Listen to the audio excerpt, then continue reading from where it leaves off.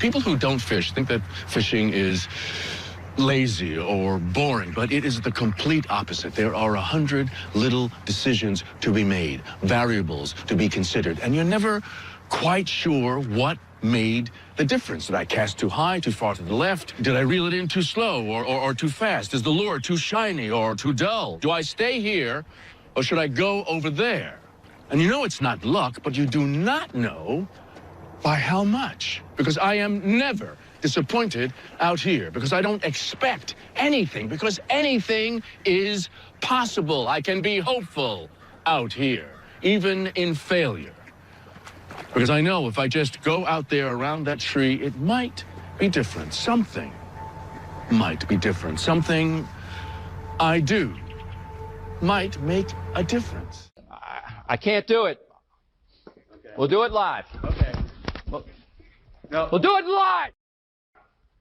Do it live. I'll write it and we'll do it live. And thing sucks. Ian. Hell yeah! Angler's choice, baby! John Moore's, White River, Ranger, Triton, Nitro. Let's go, baby! Woo! What the hell is even that? You're listening to Fishing the DMV with your host, Thomas Ahrens. Fishing the DMV is brought to you by Jake's Bait and Tackle, located in Winchester, Virginia. If that doesn't get you jacked up, I don't know what will. A sniper scream, 100 nights of memory. He has me forehead, and after head goes brace vertical. No matter who he races, he gonna have a head start. Frontal glow. Remembers what happened to Mom. His father stands on the second floor. Why can you still see his forehead with the comments open? Shut his eyes. He got a lot on his mind. He's been told to hold that thought all his life. No sweat tries before it reaches his eyes. He needs brains. Those imaginations in 4K Ultra HD. If you drew an inch on his forehead, he would survive. His forehead says 6'5", but his eyes say 5'9". The most epic heroic song of all time. Bro's forehead has a national anthem. Bro knew this would happen. I don't think they like my forehead as much as it's because I think on a couple of episodes I had the camera in fisheye, so my forehead was about 50 times bigger. And what I've learned a lot with the internet guys is yeah, they can be brutal, but you know, it is what it is. It's part of the thing. How's everybody doing tonight? Can people hear me okay? I want to do a little mic check here. If people in the comment section could let me know how everything sounds while I do a camera adjustment there. We have Jared, we have Travis Eden, the legendary Travis of Kingfisher Guide Service. Guys, thank you so much for being here. I really appreciate it. Yeah, I just got to adjust the camera real quick. So, guys, if somebody in the comment section below could just let me know how the mics are real quick, and then grab the handle. See the little handle right there? Yep, squeeze it. And then you're going to move the camera up a little bit higher, and then it should, because it's trying to zoom in on this wire right now. Which, honestly, let's try this. Yoink. And then it magically went away. Perfect. So, guys, we're just going to go with one camera right now. Let's see. We got Anthony B. He says, you're good. We got Smalley Chaser, 100%. Perfect. All right, sweet. I know I lost a mic. It's saying I lost a mic, which... Yeah, we need to adjust that. Adjust my face. Just take the camera and just move it back some. See, make it wider, and now turn it a little bit. There we go. Well, that's that. Like, why would you no, it's that. We just got to shut the door. What you saying? I mean, you're a bright guy. I mean,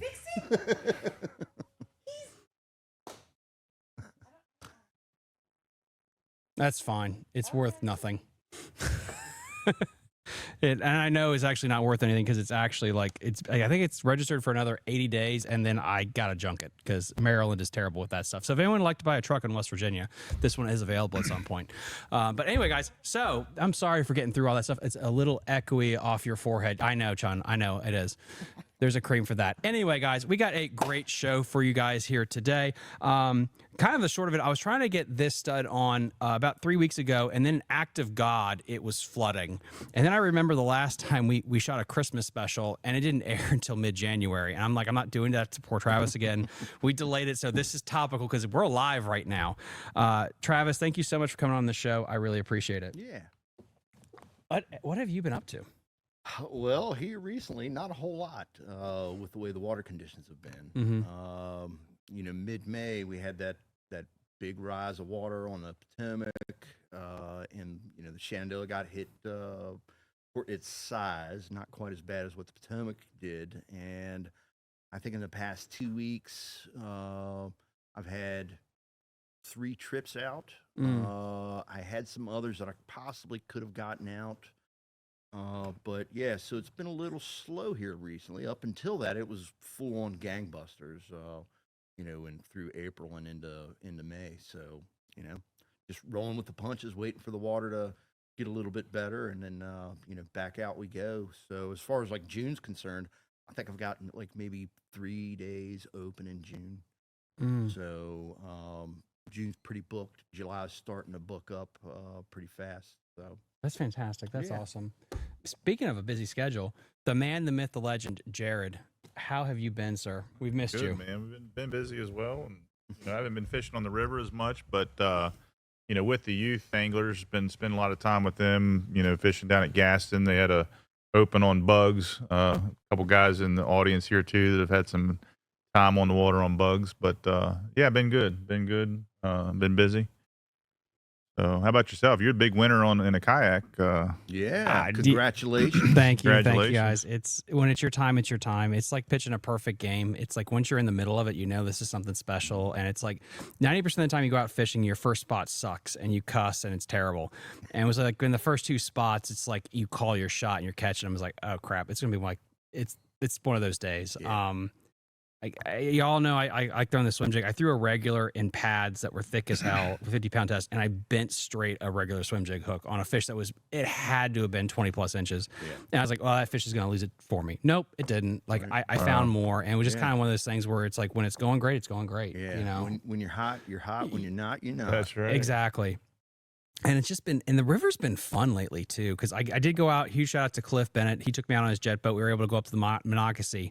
This guy, you were insane, by the way, but he could fly that thing all the way past Frederick, all the way up to the dam there. Wow. Really cool water up that way to explore. And it was one of the best like spinnerbait bites I've had in forever. And I think it's interesting with the high water stuff, and we could talk about the safety and stuff too, but the fishing is just gangbusters. Once the water's at a safe level, it's crazy right now. Yep. Well, they've got to eat. Yeah. Is the thing, you know, and so as that water's coming up, you know, they're more than likely, you know, they're into survival mode. You know, where am I going to go to seek some refuge and stuff? And you know, once that stuff kind of levels out, evens out, you know, they can get into a feeding pattern, and you know, you can really have some great days in high water. You just got to know where to go and what you're looking for. With the river system, you have the North Fork, the South Fork, and the main stem, and then we got also guys. You don't see him right here. If you guys want to come on, we're live at Jake's Bait and Tackle. We got Big D in the house, and we got Matt here too. Go check out his channel. He only needs like 4 or 5 more subs, and he will dance for you on camera. And he did a great video. I think it was on the South Fork, and this is something that's so cool about river systems. You could see in the video, and it was shot recently. Like, the water's not too bad. The Potomac, you might die on right now if you go down. It's just interesting how each part of a river system can be completely different water, how it drains. If you were going to guide, how do you figure out where you can safely put your boat? Is it just reading the different the different water level gauges, or like how does that all work in a day for you? I mean, a lot of it is the gauges. Okay. And I will, in a day, especially when you have an event like with the higher water and stuff like that, I will consult the gauge 10 times, you know, in like 5 hours, just to see if it's changed any. And that was the thing. I was out on Thursday with 2 other boats, and originally, you know, I thought maybe we could get away with on the Potomac because the Potomac had dropped a bit and we were just under 4 feet, which is very fishable. but it was still iffy because we had some more rain coming in and stuff, and it turned out it was a much better option to head to the Shenandoah. It's kind of like your seek refuge area, and we headed to the Shenandoah, and I think we were like 3.5, something like that, and I mean, we had we had like 1.5 foot of visibility. But the water was, we had a great day fishing with 3 boats on a very kind of skinny part of the river. Nice thing is that we've got 3 boats, and you could be 20 yards behind a boat, and still pick up on fish. Whereas in clear waters, I mean, that's just not going to happen. You just don't follow another boat. You kind of go your own route. Just kind of, give yourself a little gap between boats. But yeah, turned out to be a great day. So I never asked Ethan about this too. If you guys don't know Ethan Stone, he does the New River Guide Service. You guys both operate in a raft. And I should have asked him this too, but how does boat control, for lack of a better word, work in a raft when the current starts ripping? Or are you just getting just a hell of a workout? Well, so there's a couple ways that you could do it. You can throw out a drag anchor. Oh, okay. Or a drag chain. And that, like I use it's a chain, and I put a piece of fire hose, old fire hose over it, which helps it keep from getting snagged and caught up. So you can throw a drag chain out. Now, problem with when you throw a drag chain is trying to maneuver, because you're going to have that resistance of that weight dragging behind you. The other is back row. And that is by far your strongest stroke when you're in a raft versus a kayak. Kayak or canoeing, your strongest stroke is your forward stroke. And but with running oars, that backstroke will slow you down. You catch eddies. Some of it is dependent on the boat.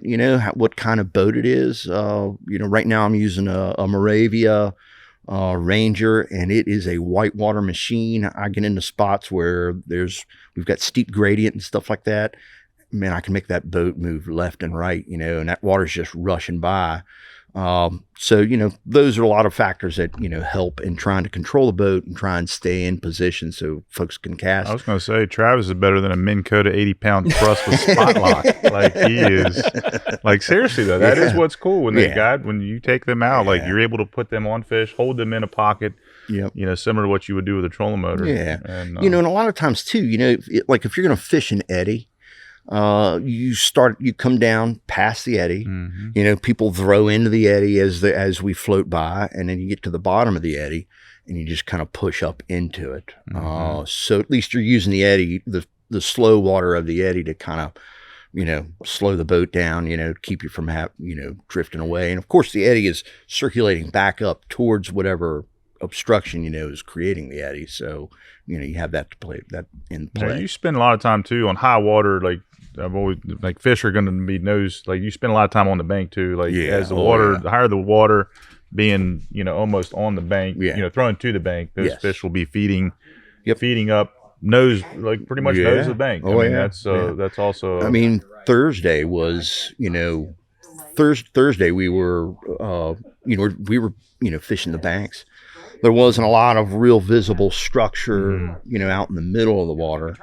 And so unless you can read the top of the water, and, we just spent the day pretty much just hammering the banks. Like I said, we had boats kind of on top of each other. Didn't matter, man. The water was dirty enough. You weren't going to disturb those fish to be able to, get to them. So you're not doing as much on the North Fork just because of access, I'm sure. Yeah, main stem main stem, South Fork, and then Potomac. And so the North Fork right now, is kind of like with these past few high water events. The North Fork has really kind of been the redheaded stepchild of the Shenandoah, because you've got the South Fork, which has Massanutten Mountains on the west side and the Blue Ridge on the east side. So you've got less drainage, less water coming down into the river. That's right. Whereas you go to the North Fork, well, you've got a lot of farmland that's to the west of the river. So you get a lot of drainage coming off of that, which, you know, will really affect the North Fork. And it's amazing how those two forks can be so different as far as the amount of water that is flowing through them. And now, I want to throw something out real quick too that came up this past week when you were in the shop, and I just think this is fascinating. We were talking earlier about how, and again, kudos to Fishing the DMV, because there's so much information that is out here on this podcast that Thomas is facilitating, and hearing people talk about it. But talking about high water, low water, spawn, coming off of spawn, and two different things. Number one, you know, high water or low water, and during when they've laid their eggs is not good. And then, but the other thing too is where we hear people say like, oh, the guessing game, are they spawning? Where are they at? Oh, I've got some spawning. Well, they haven't spawned, or some still have eggs, you know, so, and they all could be right. And the information you got from Jeff Kelby, share that with the audience that you just, I think this is fascinating. So Jeff Kelby, he's very knowledgeable about smallmouth bass. He's very knowledgeable about the Shenandoah and the Potomac rivers. And he's worked very closely, especially during the fish kills, with fisheries biologists. And one fisheries biologist in particular, Vicky Blazer, had told him that smallmouth will develop 3 sets of eggs. All right. So they will lay a set, and as long as water temperatures stay below 70 degrees, they can lay a set, and then off either they go, and then they can lay a second set. All right. And then even possibly a third set. Wow. All right. And I've seen fish spawning. 2018, I remember specifically spawning patterns, seeing fish in spawning patterns, you know, staged up to where they're going to spawn or on nests and stuff, and into early June, which, you know, generally everybody thinks of spawn as it's in April and May kind of thing. But, you know, if the water conditions, you know, for lack of a better term, are right, which, you know, are, you know, usually poor, they can lay multiple sets of eggs and still have a viable year class of fish. So all hope is not lost with the high water that we've had. And I'd been seeing, you know, smallmouth fry in, you know, late April, and like, you know, hundreds of them in areas. And so those fish sadly probably are no longer around. And but like I said, all hope is not lost. Will it be as strong of a year class as what it was in 2024? More than likely not. I didn't know that. It is interesting. If you guys, last week we had an episode drop with Haliker. That was, I think, the first one I shot with the DWR in our huge series of the rivers. That's why I had a beard and I don't have one now. But he mentioned something that was really poignant to me, which is like, it only takes 1 or 2 good spawns to actually support a fishery. And it was interesting when you have the graph there that like a fish that, this is again in the comment section, you can argue with me here, but a fish that's over like 19 to 20 inches is probably 9 to 10 years old. And so what you're saying is that fish was that 1 or 2 good years that we had 10 years ago. And so it means when just to blow your mind here, every fish that you caught that's in that 20-inch range, that's carried by one spawn that happened 10 years ago. And that's just such a weird to look at it that way. So is it a problem if we lose one spawn, or is it a problem when we lose like 3 or 4 years in a row? Is that the gap that hurt us back in the day? I mean, definitely. You know, I mean, that's definitely like the problem that we had specifically on the Potomac was a, you know, 5 to 6 year high water events at spawn or post spawn. And that was where that was when the Maryland fisheries biologists, you know, were, you know, relaying the information to us that, you know, hey, you know, something's got to be done. And, you know, that's when they started on their campaign of restocking. Whereas, you know, a couple of years ago, like I had kind of written off the Potomac for a while and had moved all of my 90% of my guiding to the Shenandoah, because the Potomac had been fishing so poorly. And I reach out to one of my fellow guides, talk to him, and hey, how's it fishing? And he says, great. And well, the proof is in the pudding. I go out, I fish it, and it was great. I mean, we caught 14 to 16 inch fish. We'd have like 40 of those in one trip. And so I went to a meeting with fisheries biologists. Mark Frondorf from the Shenandoah River Keeper hosts a get-together of fisheries biologists from Maryland, West Virginia, and Pennsylvania, focusing on the Susquehanna, the Potomac, and the Shenandoah. And cool. It's a big meeting. I'm very fortunate to be a part of that. I couldn't make it this year because I was running trips, but 2 years ago when I caught up with the Maryland guys, and I said, hey, you guys have done a great job with the river and stuff. And he says, the one guy or one biologist says, oh, you're talking about all those 14 to 16 inch fish you caught last year. And I was like, yeah. He's like, we don't know where they came from. So, his suggestion was, or thoughts on it was, they came out of a tributary somewhere. And I can tell you a tributary that does support a lot of Potomac smallmouth is the Shenandoah. So isn't that crazy to think of it though as a tributary? Yeah, it's wild. It is the largest tributary to the Potomac. So that's crazy. That is. Yeah, you don't think about that one. Nope. Well, and it's we had I think it was Clark Hill on a couple weeks ago. Huge shout out, and he was part of the tagging program with Potomac. And the guys, go back to that episode. You can click on the website and stuff where you just type in a code and it'll show you where the smallmouth was caught first and then where it was caught second. And you'd have fish that were caught below the Monocacy and then caught again 4 months later at Millville. It's just, it's wild to think that those fish move that much. You were talking about that too. You told a story on got an even better story than that. Ooh. All right.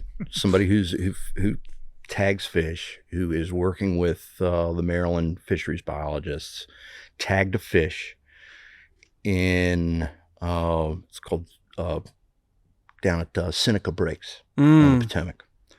That fish was later caught 38 miles upstream from where it had been tagged. That is wild. Which just blows any kind of a concept of how these fish travel, how far some of them will travel. That guy even told me, he said, some fish that they tag, have moved 500 yards from where they'd been tagged at. But other fish had moved, that's a considerable amount of and it's distance. Not the St. Lawrence or Lake Erie or something like that. You just think the Shenandoah, Upper Potomac, something like that, they wouldn't travel that far. Right. But, they do. And it's not, I've had this argument too. It's not bass boat tournaments. They're not moving fish with live wells. No.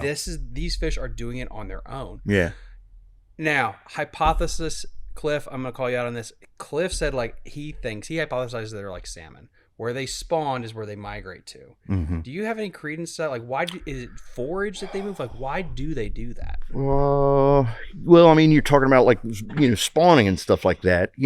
Some fish will come back to the same nesting area year after year after year. So, as far as have they moved very far? There's a lot of data out there. I don't think that can really be collected because, who knows? It would be tough to try and really have some kind of a radio tracker, on a fish to see, where it's gone and stuff like that. So, it's just kind of by luck of the draw. Somebody catches one, and it happens to have a tag, and there's a website, listed on the tag that you can enter the, tag number into, and so. I don't know. As far as, what makes them move, I'm sure there's a lot of factors involved in that, and that it would be spawning areas, overpopulation. You get overpopulation, you get, there's less forage for them. So, there's a lot of factors that could make a fish, deem that it needs to move somewhere, and sometimes even farther than what they should. But these fish had gone from one spawning area, this one that had traveled 38 miles went from one spawning area to another spawning area. So That's wild, man. That's wild. So, guys, as always, get your questions geared up. At the back end of the show, I'm going to open up the phone lines. We're going to take about 2 calls. That's it tonight. So just be ready for that. But first, we got a bunch of baits we're going to be showing off here, and we got some things to be promoting for Jake's Bait and Tackle. And if I was an intelligent host, I would have written it down so I'd have a script. Yeah, I would have written it down on old George W. Bush style. The 21st. So June 21st. That Saturday, we have the first thing that I 100% know of is NVKBA, the Northern Virginia Kayak Association. We're going to be having our ceremony here, but there will be a lot of other things going on too. Jared, what are those things? Yeah, so we're having our annual, and I think it's probably 3rd, 4th, 5th annual flea market and vendor show. So it's kind of a cool little thing where, if you have extra baits, old baits, sitting in your basement or garage that you want to sell, it could be rods, it could be reels, whatever you have that you want to sell, flea market style, yard sale style, come on out.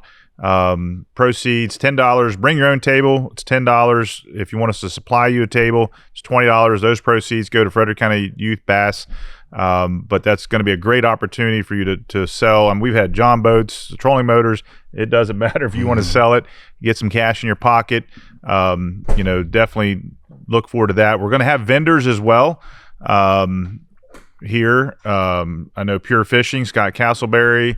We've got a lot of our different national bent rods going to be here. Some local and national, regional manufacturers, bait makers will be here as well, promoting their baits, selling their baits. And so if you're looking to sell, but also if you're looking to buy, come on out. It'll be a great day.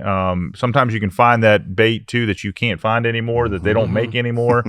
The old school bait, that they don't want anymore, but you like, man, you know what? I remember throwing that when I was 12 and, whatever. So that's going to be, I believe, 10 to 3 right here at Jake's Bait and Tackle. So yeah, come on out. If you're interested in setting up, shoot us an email, info@jakesbaitandtackle or jared.mounts@jakesbaitandtackle.com. Call the shop and we'll get you signed up to reserve a spot for that day. Come on out, guys. You also have a ton of great kayakers here, too, if you want to go talk to them, if you want to talk to the champion here. I also have some information that's being sent to me right now. Oh, so I have a flyer that I'll be posting on all the social media, too. I'll be sending that out as well. Wow. And if Free you hot guys are dogs. starving, we're going to be having wieners. yeah. Ooh, look at that. So, yep. So the guy who wins the kayak tournament will get a free hot dog for his troubles. So come on out there and check that stuff out.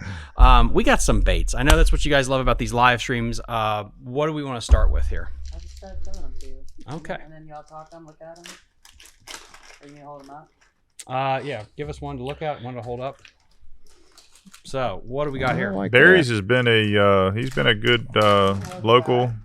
He's matching colors that are good for the area. What I like about his baits, they're translucent. If you turn when you turn them in the light, they're not going to be. Usually you're going to have 2 colors. Yeah. Dark on top, light on the bottom. But if you turn it, and I would encourage you when you take a fish out of the water, same thing. If you've never done it, turn that fish, different lighting. It's going to show a lot of different colors. Yeah, well, and especially if it wobbles, and stuff. And I mean, there's sometimes where That's you right. want a bait, like for example, if I'm throwing some hard jerk baits or something like that, certain times of the day, certain weather conditions, I want to throw something that's got a clearer body to it, because it reflects that light through and stuff. So I like that. And guys he's got them in the hands of Chris Gorsuch up on the Susquehanna, and so they're catching a lot of smallmouth up there. So again, it's one of those things. If you're coming in, you're looking for something, or you're going to be on a specific body of water. Travis will talk to this too. Like we kind of have an idea of what colors are working in different bodies of water, different times of year. Organized, I am. And so that sometimes can, not saying you can't catch them on other things, because you can, but we all have our favorite colors. And when you've got your go-to, you've got your go-to. That's right. It makes it. That's one of the problems too with fishing, is the fact that when you've got your go-to, man, it is tough to fish something that you're not familiar with. That confidence bait. Yes. And I put these on the website too, so you can get them online.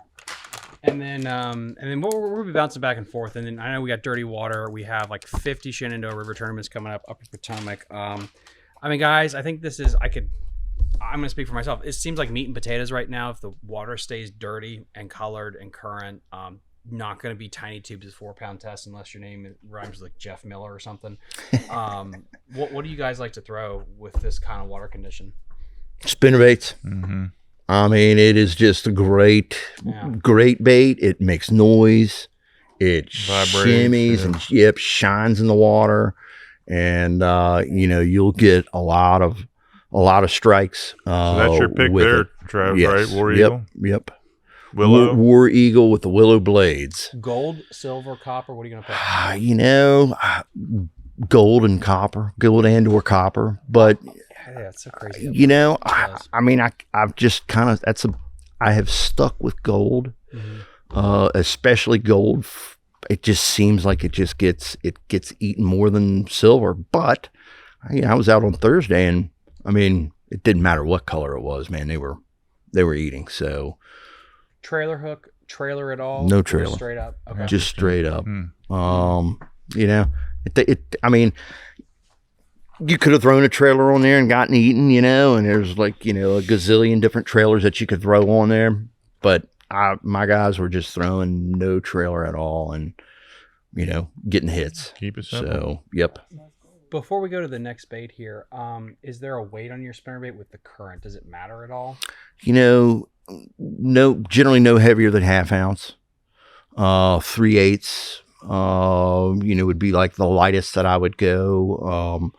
You know, you just got to keep in mind, you know, that there's rocks, you know, and, you know, especially in dirtier water, you know, you're probably going to lose some because you didn't see that rock that you were coming across or you didn't see that log that you were throwing across, which did happen to me, you know, a couple times on Thursday. But I will say, both last week and the week before, we pulled fish out egg-laden females. So that's, again, why I was saying that, you know, all hope is not lost. Right. So for a spawn, we got the Potomac monster himself. Cliff says gold willow. Yeah, dude. I mean, I've always found that fascinating where clean water, like you pick the different flash types, but then you think dirty water like doesn't matter, and it does. Like for some reason, I don't know why. Silver sometimes works better, sometimes gold. No freaking idea why, because I guess they just decided that's what they wanted. Yeah. So I know some guys are throwing some of our customers are throwing some smaller profile too. Yeah. But again, I don't think you can go big, you can go small, both will work. You got a question there about Colorado. I think that can also definitely come into play because it's going to give you more. The dirtier the water, that's going to give you a little more vibration. Yeah. Displace some more water, and that can, single blade, I think sometimes can, you know, Colorado has, especially when you slow roll it too. I know I talk about that a lot, but you know, you can burn them and catch them, but you can also let that thing get to the bottom and just feel it thump. And sometimes the big ones sitting on the bottom will eat, you know, when you try that. Certainly. So our question right here, if I can read the screen, because death comes for us all, and so does age. Michael says, do you feel a Colorado blade plays a factor when the water is dirty? Absolutely. You want to answer it first before I go down a rabbit hole with this thing? Because, or I can go. I'm anxious to hear what I'm interested to hear what you have to say. I love lipless baits, spoiler warning. And I know going with a 1 knocker, a 2 knocker, a tungsten brass, there's a noise thing. And what you see a lot of times is that harder pulse of a 1 knocker really works when that water's cold. Really, when the weather's shit in March, you throw that on the Potomac, you'll get bit. Well, what is that doing? It's that big thud sound. And I think when you watch like a Jason Christie video of throwing those big Colorado blades, you get that thud. I wonder how much that's associated with not just the dirty water, but when they want to feel that harder thud on their lateral line in the early cold water. Yeah. So if that's the case, is it having to do with the dirty water or the water temperature that makes them respond to that vibration? Right. That's my hypothesis there with that. I think sometimes, too, when you watch, especially smallmouth, you notice when you bring a smallmouth in, it's wolf pack. I mean, when they're really eating, they're attacking. But I think even anywhere in a lake when they're chasing bait, like there is a flurry, like it's an aggressive type. So I wonder too, sometimes it can be like, man, something's going on. Like there's food, food. I'm gonna go get it. And so I don't know if that's it. Like bluegill, let's say, like if the bass is chasing a bluegill, there's going to be some thrashing around as they try to get away from that. So, but I agree with what you're saying. Is it's a vibration displacing that water. Their lateral lines that triggers. That's going to trigger. I got a strike here. Yeah. Why not put both on? Yeah.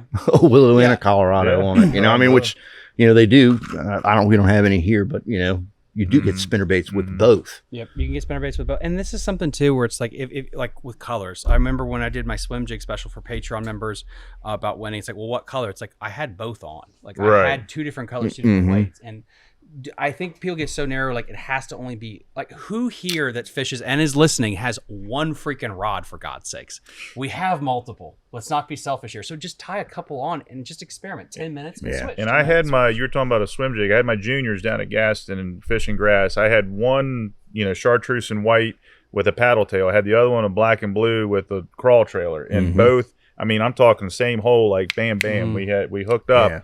And I laugh because it's like, 2 different things, 2 different trailers, 2 different colors, but like they both caught fish. Yeah. I know there's times that like you feel like, it's got to be this. But to your point, Thomas, you're 100% right. They're almost opportunistic sometimes. Yes. This is a fun one here. All right. This is going to be about 10 to 15 minutes. And then we got, let's do the spinnerbait because we're supposed to go through the baits, but then you lovely people in the audience are really good at getting us derailed. And I love you for it. That's an Indiana blade. An Indian blade. I like that too. Finesse one is what they call it. A lot of different combinations. And I just figure that, guys, I just think of it like a one knocker versus a multi knocker. Like thinking of it that way with the blades is the vibration. Again, I think there's a flash situation there, but when you feel that thing on the rod just thumping, especially when you go, if you guys have the Bass University membership, Jason Chrissy had a great one about those big Colorados and just like how it just really thumps. Yeah. And again, that's just my gut. Like how much of it when you're doing that is literally just to get that vibration, that pulsating, and to slow the bait down. Because I do know if you get that massive Colorado and you pull that thing is just barely moving in the water. Yeah. So we had a great question here, and then we'll get back to the baits, guys. I promise. Joshua Gray, thank you also, dude, for the great messages this weekend. I really appreciate it. Do you think high water has displaced schools where they would normally be this time of year? Certainly. Yeah. Certainly. Yeah. I mean, there's, the response, like how I mean, that higher water, I mean, they're, they get into survival mode. I mean, they're just trying to, stay alive, So let's add to that question. What do you mean by displacement? Do you mean, let's say if they're at the mouth of Monocacy, they leave the Monocacy? Are you saying if they're in the middle of the river, do they just move up with the water? Because there's multiple things there with that question. I personally don't think if the water goes up, they're migrating 30 miles right off the bat. I think it's going to be a smaller transition in the same area. And I've fished the Susquehanna for 3 hours one day. I know it's shameful, but I've been up there. That place is so massive. I think water fluctuation affects that place more to the angler than the Shenandoah. Because again, I've said this with the Shenandoah, when you compare it to the Susky, you can set up your boat or kayak to where you can be effective on the Shenandoah.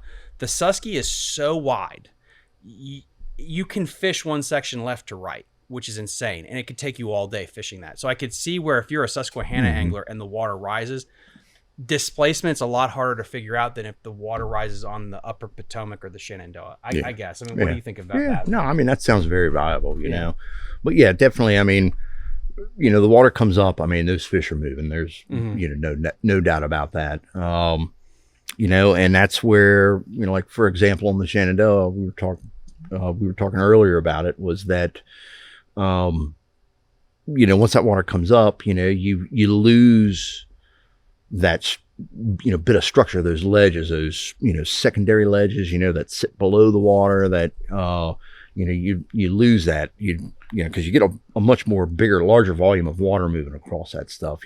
Fish can tuck up into those, but I think a lot of times they're moving up towards the banks. How much of that do you think too is the food that's on the bank and high water that pulls food that may be in that grass on the bank? Because it's the same thing on lakes too, or tidal waters. When you get a super high tide or wind blowing in, it gets up in the yard. Like I think there is going to be more food pulled down into the water. So I think that's partly why too. Well, and so when we have high water, what I'll do is if I just need to scratch that fishing itch, I'll go and hit boat ramps where I know there's little creeks and streams that run into them, and just fish those little creeks and streams, the mouths of them, because those fish will pull right up in there and wait out the higher water. And once the water starts to recede, then they move out. Back out. How important is eddy size when you have rising water? Is it just any kind of seam or current break? and you should hit it, or are you looking for a specific size to target? I'm looking for any. Any? Okay. Any. 2018 when we had all that high water, I mean, there were days that, we just fished, skinny little eddies. I mean, it wouldn't be that wide, up against the bank because the water was high, and you just drop, depending on what time of year and what we were fishing. But, like, for example, you could throw a tube into a spot like that. Now you might only have like a real small window of having that tube in the strike zone, but there were fish there. And a lot of times there were really big fish there in an eddy that would be maybe 2 feet wide. So there's also, like, you think about trout, but there's depressions. I mean, there's obviously a rock will break that current, but there's also holes under too that they can sit where that water, and they'll come out of that too. Sometimes, like, but sometimes it's harder when the high water to get it because of current, harder to get it down to them too. And in that case, you're upping your size, and your weight, to get it down faster and into the area, and sometimes these fish, I mean, you go out and some days, for example, this past spring, not really with the high water, but there was days we'd go out and you could throw a moving bait, for example, like a swim bait or something like that. And, they're hammering it. Right. And then there's other days where you got to throw a tube, and then sometimes they just, it's like whatever you're throwing, like that, if you're dredging the bottom, with a jig, they're not interested. They're wanting to chase baits, which is like even more fun, than dredging the bottom, but because then you can cover a lot more water. How long do you give a spot before you move now compared to when it's clear water? I mean, I'll give it a lot longer, now, so if I pull up to an area, that I'm going to want to fish, I mean, I'll spend, 15 minutes fishing an eddy. There was, for example, Thursday when I was out, we pulled up to a dedicated eddy, that actually had rocks and stuff sticking up out of it, to create it. And, we spent, 10, 15 minutes in that eddy. And again, I kind of started down at the bottom and worked my way up to the upstream side of the eddy. And it produced, but the water was dirty enough, that, because sometimes when it's dirty, you got to get it right in front of their face to get them to eat. And, the water was dirty enough that, you could throw to the same spot repeatedly and still get a bite, even on that second or third cast. Whereas when the water's clear, I'm telling folks all the time, like I wouldn't throw there again. All right, guys. We're going to get to some of these questions because I know if I don't, we're going to have like 500 by the end of the show. Smallie Chasers channel says, this week it appears smallies have moved back to Middle River after the high water has dropped substantially and pushed them towards the banks. That's a statement. Cool. Sorry, for some reason, I thought I read a question mark there. I apologize. I am an idiot. Kenny says they go to the same type of places that they always get out of the current, eddies, and breaks. Yeah, I think it really comes down like how long you spend on a spot versus you move. It's the idea like, do you really want to just spend time wetting a tube, or is it just you chun, your spirit lives on here, where it's like you just tie on a chatterbait and you just hit as much as possible because they're wanting to feed. And I think too, the thing that, and most people will know this, but I think the important thing too is your boat angle, like you were talking about before, but also that current, like where you throw, like if you're in an eddy, you can probably throw in that eddy, you're going to get down. But if you're in that fast current, your cast, depending on your weight, you need to get your cast up so that it gets down by the time it gets down based on current. So really, I think too, if you're fishing, you're not having success, or if like those fish are in there, changing your angle, but also changing your cast depending on what you're throwing, so that you can get that bait down in the strike zone. And it's more difficult the faster the current. You talk about size, your weight, and things like that, but also your cast, the angle, like boat positioning, so that you can get the best keeping your bait in the strike zone the longest, if you will. Boat positioning and your cast. And your you know? cast, I mean, yeah. those things really come into play as far as, you know, success, or you're just beating the water and reeling back, you know, which at that point in time, it's like, you know, we call it practice fishing. Yeah. And like you said, if they're aggressive and they're then you can do anything, doesn't matter. But when they're not eating, sometimes you're going to have to be more methodical in your presentation and really pick it over. And you know, I'll tell folks, you know, like, you know, I call it fan casting, you know, so, you know, if you pull up onto a spot, you know, I generally start upstream and I'll make a cast, and then I'll come down a few feet and make a cast, and I'll come down a few feet and just work it over like that. And that way you leave nothing untouched. And I have learned, like, I cannot believe how sometimes an angle makes all the difference in the world. Like, and if you don't, like, you could be throwing this way, but you have to change, like, just that angle. So sometimes, you know, fan casting, but then going around and doing it again, because sometimes how I know it's really important on title. I mean, you can speak to that. And so, but I think fish sometimes, and sometimes it's how they're positioned too, as far as like now, and again, when they're hungry, they'll turn and go get it. But if they're not, like, so really be thinking about that too. We call it the angle of the dangle. There we go. He's got a term for it. I love it. The angle of the dangle. Man's got a term for it. With that bumper stick, you got to make that. With Travis's face. And then what we'll do is we're going to do a sponsorship plug. If you would like to get your type of soft plastic as the dangle, please let us know, and we'll get that to work. That's got to go on a shirt. Anybody that's been in the boat with me, they've probably heard me say that. You know, it's the angle of the dangle. You know, hashtag Diddy. With that said, let's go to some baits here. That's a great little segue. Angle of the dangle. I love that. All right, what do we got here? So since we talked about Barry, we're gonna talk about Kenny. Kenny G. He's got his best bait, we think, right now. Is these little guys. Little tracer shells. There, and then 2 and 3 in. By the way, guys, I smoked the crap out of crappie at Big Slack about 2 months ago on these baits here on a Quing's tackle head. Yeah, they're absolutely amazing. If you're going to be doing some minnow fishing with scope, or honestly, there's really good crappie baits. Try them out. I think this is going to come into play, especially if it gets clear and shallow this summer. I think that's going to really, really be hot. Yeah, he's got like a blue back, or a blue, a green one, like one with purple, and then he's got them in 2 different sizes. And then we got And then to keep it with the minnow scissor, I just got the X Zone. Oh, here, I'll show you one. So you can talk. Ooh, X Zone. Here we go. The Rally Shad. Just came out, literally just shipped this week. Similar minnow. This is really popular right now. Everybody's coming out with one. Nice. Minnows. That is sharp. With that same tail. Fat Rod's going to be releasing one here. Nice. Shortly. I like that. Yeah, I do too. But yeah, I like X Zone there. So you guys, if you come to these live recordings like this, it's nice because the audience behind the cameras, I'm just chucking them baits like we're at a concert so they can look at it. I love how you keep calling me the audience. No, you got these two guys two on here. the side, Yeah.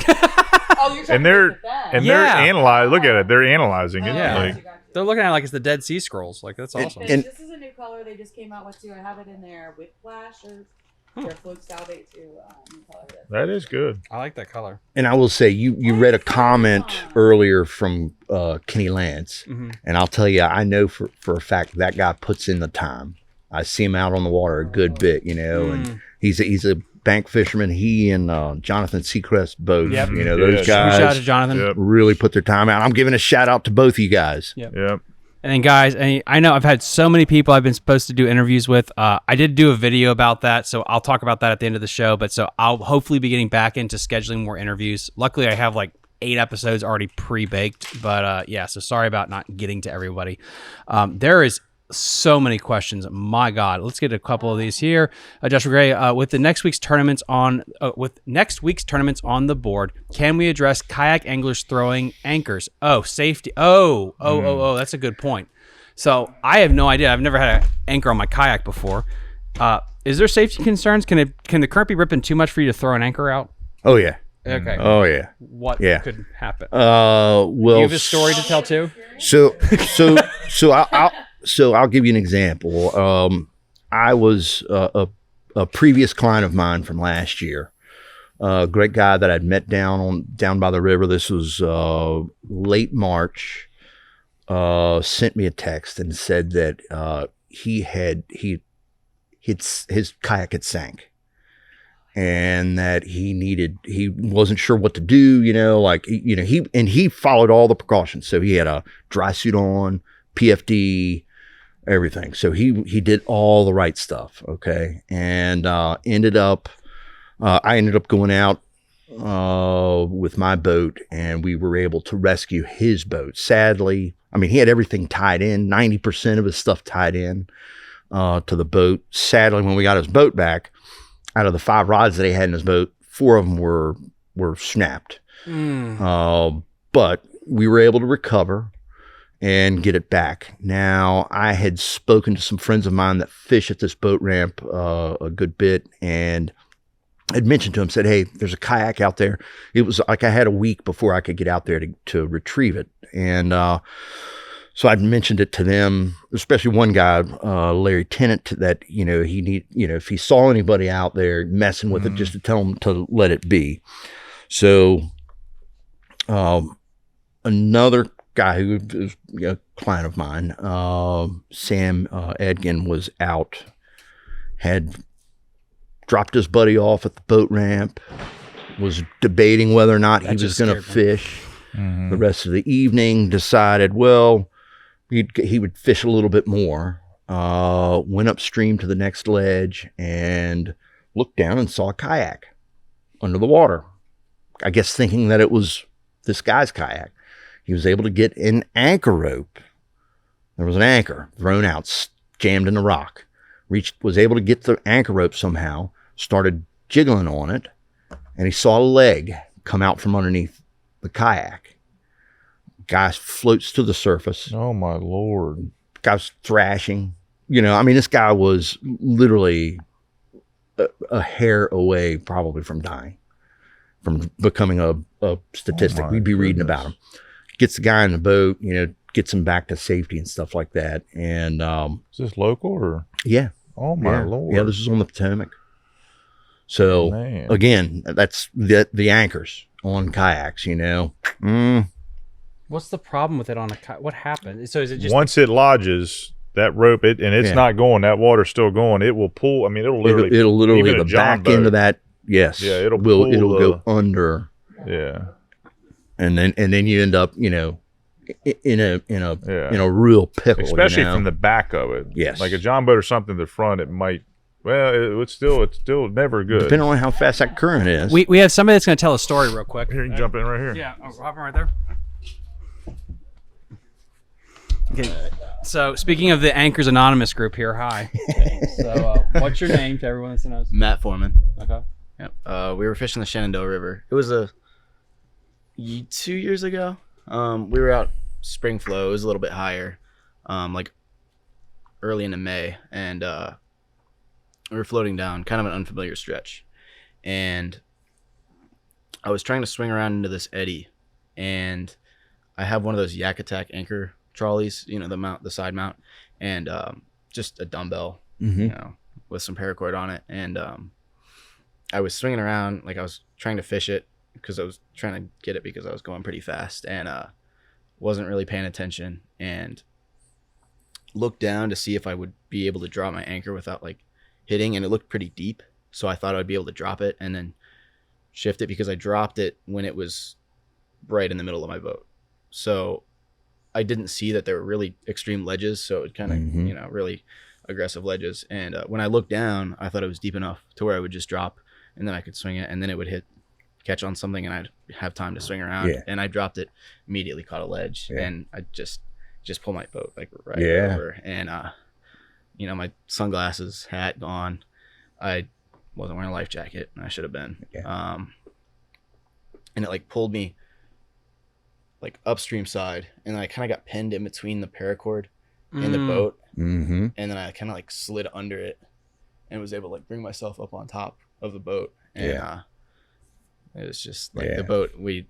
I yelled for him and for Daniel, and I like screamed. And there was this guy on the bank just drinking beer, watching. And he was like freaked out, and he threw a boat in and came out to help me, because like Of course, I didn't have anything strapped down either. Of course, Yeah. nothing. I mean, not even my sandals were on. So I just had a stream of just my stuff just floating. Yeah. And so I like just grabbed what I could. I grabbed a couple rods and swam over to the bank, and threw them up there, and then swam out. The guy helped me grab a couple other bits like speaker and like I think a dry bag and stuff like that. Yeah. And paddle and and he actually because we were trying to figure out how to dislodge it because once it, especially when it's at that 90 degree, I mean you just can't move. Yeah. I'm lucky that my hatches are sealed because it could have filled and gotten pulled under really easily. And it was there probably 8 or 10 minutes before we got it out. Yeah. And he had come in to try and like cut the rope or something, and he came in on the upstream side as well and got like pushed up onto my boat. And he almost lost like a bunch of like he almost capsized, but he was able to kind of leverage himself over to where he didn't have water come over the side, but it could have been really bad. I mean, we had to. How did we? I think it just broke eventually. Like I think we cut it, or we might have cut it. Yeah. Yeah. Yeah. Well, and I mean the thing is that it happened like that. Yeah. I mean, it was just immediately. I mean, it was Yeah. And I know. And I think it's also the importance. I think Jeff Little's talked about this on his channel, Josh, everyone there, about knives.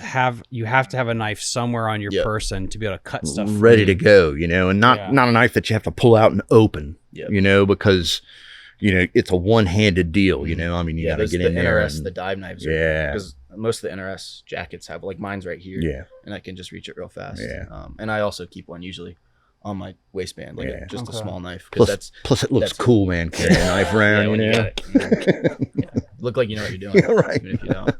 A question I know we're going to have is like, is there a current level that you're looking at, or you just eyeball like, I probably shouldn't be anchoring right now? No, I don't have like a level that, I'm like, nah, I shouldn't be anchoring. It's the flow, usually in faster water, I'm not pitching an anchor. I've lost too many anchors. I've had to cut them free.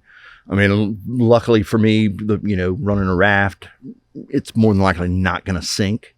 But you just learn just not to throw an anchor.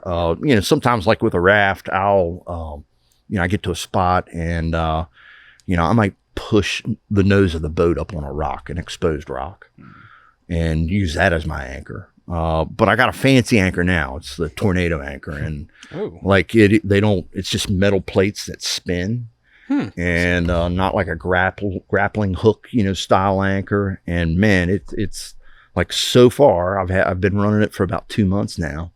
I haven't gotten it stuck. One time I was like, it's stuck pretty good right now, but I was able to get it free. So, in that case, a lot of times if it does get hung up, I've just back row upstream, because sometimes they do get jammed, and you just kind of back row up and just keep going at it, and sometimes you can pop the anchor, free. I can kind of speak for that too. Like on a kayak, I mean, I'm sure it's a little bit easier out of a raft, but especially after that incident, I mean, I keep my anchor line short. Yeah. I mean, I'm not gonna throw an anchor out if I can't hop out myself and stand and be like above, if it's deeper than this, I'm not gonna throw an anchor anyways.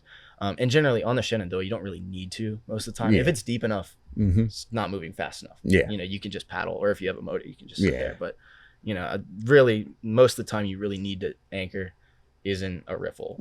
That's when you can just hop out anyways. Yeah. So. And don't tie a knot in the end of your anchor line. Yeah. What do you do then? Well, but I mean, you should have a lock on it. Okay. But you don't tie a knot in the end of it, because if you do end up in a real pickle and a real jam, and you got a knot tied in that thing, and it runs through those pulleys, if you've got pulleys, for the anchor system, that knot will get jammed up in a pulley, and you're in trouble.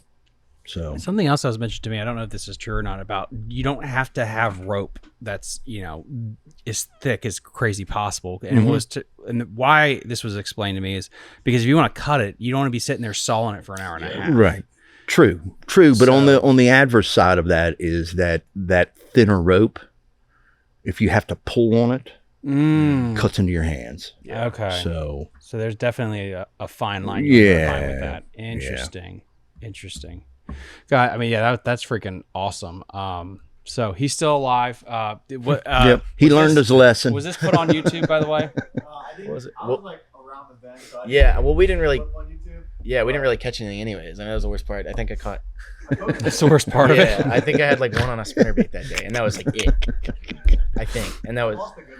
And what time of year was this? This was like first half of May. Okay. You know, right? Like Yeah. So it was water was cold. Chilly, you know. Yeah, it was a little cold. Yeah, because I mean, I had an instance where I was out on the Potomac and I pulled into an eddy. River was running almost at 5 feet. And, it was springtime. So I was like, if it's running at 5, like we can still catch some fish and stuff. Pulled into an eddy and I look upstream and I see, first of all, a guy on a sit on top pulls into the eddy that I'm in and almost wipes out. All right. And there's a certain way in a kayak, when you hit an eddy, there's a certain way you lean, so that you don't end up flipping over. And the guy almost flipped over. My guys are like, wow, that guy's like awfully brave, being out here and, in this, in that kayak. And I looked and I was like, wow, that guy is kind of a little crazy, and I might know that guy. And, but he pulls in and he's looking upstream. And so I'm thinking, all right, what's upstream? What's he looking at? And I look upstream and I see these 2 wreck kayaks, the bows, bobbing. And I'm like, all right, somebody's in trouble. And so I got on the motor, motored out, got to the first guy. He got to the first guy. He couldn't quite get a hold of the boat because the water was cooking. It wasn't 5 feet. It was like 4 feet. But anyways, water temp was in the upper 50s. All right. Air temp was in like the mid 60s or something. What time of year this was again? This was early May. Early May. Wow. And so the second guy that I get to, that's the guy who, if there was somebody that was going to die out of the 3 of them, it was that guy. He was out of shape. They were all wearing their, fishing shirts, the quick dry SPF fishing shirts that have no insulation property to them. And of course they weren't expecting to swim. They had the inflatable PFDs that had, the one guy's PFD must have inflated and then deflated, because I think the mouth, the manual had been left open. Yeah.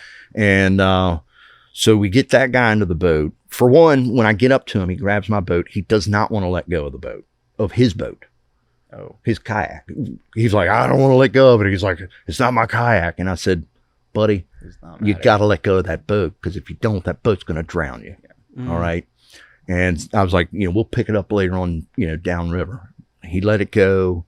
We got the guy on the sit on top, ended up swimming, and we get them into the boat and get that guy into the boat. We get down to the bottom of White Horse Rapid there at Harper's Ferry, and the other guy that I had just a near miss trying to catch him did not let go of his boat. One of the outfitters saw him, tried to get him in their boat. He wouldn't get in their boat without his boat. Boat was full of water. They couldn't pull it up onto the raft. So he ended up swimming White Horse. Then they meet him down at the bottom. They get him out. I meet them down at the bottom. I get my guys out. And the one guy, the first guy that I got into the boat, he was hypothermic. His knees were blue. His lips were blue. Had him get out. I'd started the morning out with fleece on, and I got them out. I made them take their shirts off, wring them out, throw them on a log. And we just started passing out the jackets that we had in the boat to warm them up. And the one guy, the first guy that I got into the boat, says, should we have not been out here? And I said, did you guys not look at the river gauges? And one guy's like, well, my mom lives in Harper's Ferry, and she said the river looked fine. So that's the stress of check those gauges. If you have to question it, especially if you're not expert, if you have to like be asking people like, do you think I can? You shouldn't be out on the water. And especially with the rise in kayaking, like, and this is a hot take here. This is going to piss off everyone that's listening. A kayak's not a jet boat.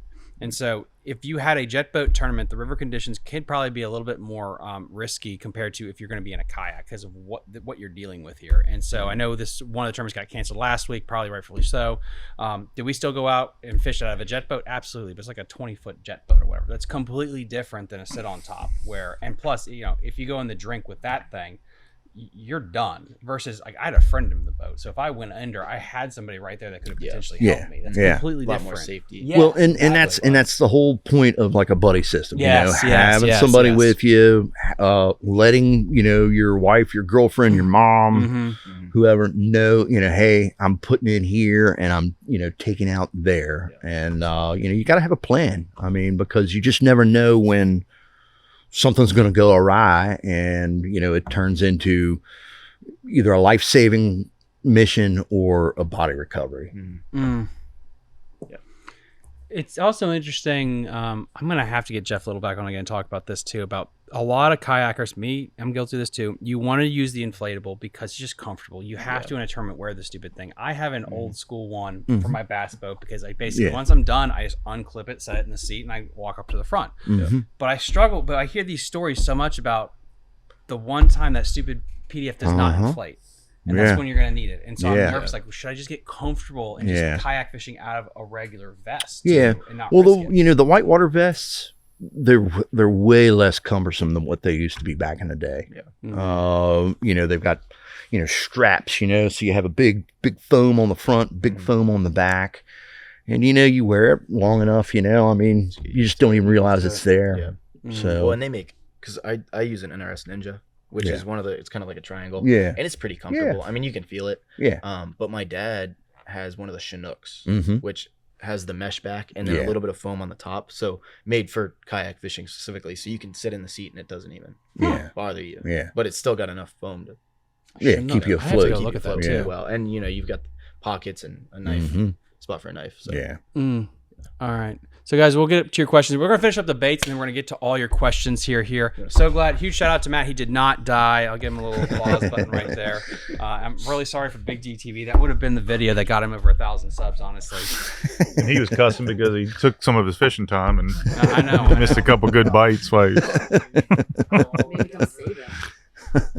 Do you guys have a preference? No, you go for it. Pick away.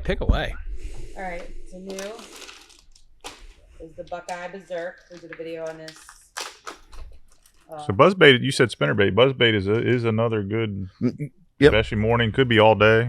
Somebody just used this on Hartwell and won. The one thing that was different about this one, look at how compact that thing is. So it's not as big as the other ones usually. And the blade's going to hit the body. It's going to Buckeye Berserk. cause more clack, almost like the clacker. Yeah, it's noisy, I guess. The old guys would take those in time to their car antennas and drive down the road so they would polish that's what the Hartwell. the shank of it.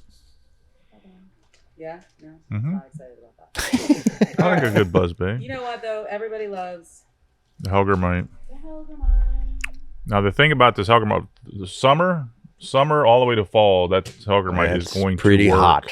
Yes, a pretty hot You bait. can hook that thing through the top, exposed. You can do Texas. We have some guys, Tom, and they're doing it on the side, a side hook, but it doesn't matter how you do it. Just throw it out and let it. I don't know why that's These funny. are super oily. So I did want to show. I did get somebody told me the Yum Hellgrammites were money. They're oily. Oh, I think Dalton does that too with Creek Fishing Adventures too. Huge shout out there. strong are they? Copper Creek. Those that don't know, most do. I mean, these are naturally in the river system under rocks. We've talked about them once or twice. It's Very hot. they're smallmouth candy. Nico is by far the most popular one with carry. However, not everybody wants to spend the money on a Nico. Let me say though, Nika, that if you don't, you can catch 75 to 100 fish on one. Unless you break off, it's not. You'll lose the hook. You'll lose the hook before you have to put on a new bait. He had one. Tom Sorrell. He said he had one on for 3 weeks and gave it to Carl, and Carl lost it. So he was a little pissed. But anyway, Case has one too. This is a good one. They have the small size as well. And then they sent me this, and I think I'm gonna get them. the Big Kahuna. So that's their regular size and their Big Kahuna. So yeah, they sent me as a sample on the Big Kahuna. So that was one of the baits I used, guys, when I won the Butch Ward invitational tournament last fall on Big Slack. I was using that Nico rig style, damn near weightless in 30 feet of water, because they liked all the pendulums. What am I saying? Pendulums, appendages. Sorry, I'm exhausted for some reason. Just going down through the water. So definitely give that a shot. Biggest thing I've seen with those baits, it's you don't want it to be weighted super duper heavy. You want it to have that movement and that action in the water. That natural. That thing. Yeah. Especially if you're going to be fishing it in moving water, riffles and stuff like that. You want it to bounce down through, you don't want it to get hung up and, have to pull it out. I do have a video, Tom and Carl, they were showing me how they rig it. And they kind of turn it on its side too. They use those Z-Man bullet heads. They turn it on its side so that it Another thing they I have said, a video of it that I'll post here. yeah. Another thing they said too, which was good, is Nico does sell the larger. So don't be afraid to go large, because the problem with those sometimes is you're gonna get a lot of the cookie cutters. Are gonna eat it before it gets down. But if you go larger, sometimes you'll get a bigger fish. Bigger fish. Yep. All right, X-Zone. I love X-Zone. I don't know why I like them. I just like their stuff. Got some new stuff in too. This is their Stealth series. Finesse. Now, Daniel was saying he was using these guys too. He said he's been putting these on the back of a Rogers jig. So Travis. So we got X-Zone lures here. Yep. We got X-Zone lines. Old Roger's the man. All right, so we got X-Zone right here. This is the Stealth X-Zone. They X-Zone. are scented. So VRX X-Zone, they're like a partnership company. These little Stealth crawls, they are scented. They're 2.5. On the back of the Smalley jig, Daniel? Which jig? On the back of the Smalley jig? The Smalley jig. I like it.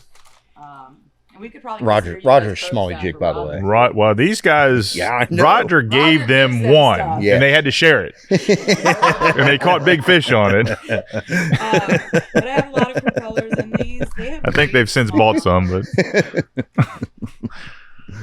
that dude's suffering from diabetes. That's a true story too. Dude, the camera is suffering from diabetes. Anyway, here's another one. They look good. I like these. Good looking crayfish. Yes, they are. I like them. And then I know everybody. I have my certain customers that like to make happy. Little nugget tube. Look at this thing.